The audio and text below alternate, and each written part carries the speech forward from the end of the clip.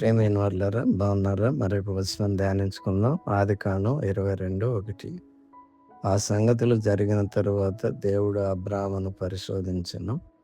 ఎట్లనగా ఆయన అబ్రాహామా అని పిలువగా అతడు చిత్తము ప్రభువా అనెను. దేవుని పరీక్ష. ఈ వచనము అబ్రాహాము విశ్వాసమునకు ఒక ముఖ్యమైన పరీక్షను గూర్చి తెలియజేస్తుంది. ఇక్కడ దేవుడు అబ్రాహామును తన కుమారుడైన ఇస్సాకును బలిగా అర్పించమని కోరారు. అబ్రాహాము ప్రతిస్పందన. చిత్తము ప్రభు అని అబ్రాహాము తక్షణ ప్రతిస్పందన ద్వారా దేవుని పిలుపుకు విధేయత చూపుటకు మరియు ప్రతిస్పందించుటకు అతని సంసిద్ధతను సూచిస్తుంది. విశ్వాసము మరియు విధేయత.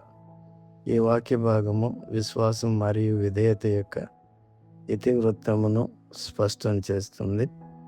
ఎందుకంటే ఈ కోరిక అసాధ్యము లేదా మునుపటి వాగ్దానములకు భిన్నముగా అనిపించినప్పటికీ కూడా అబ్రాహాము దేవుని యందు విశ్వాసం ఉంచుటకు పిలువబడ్డాడు.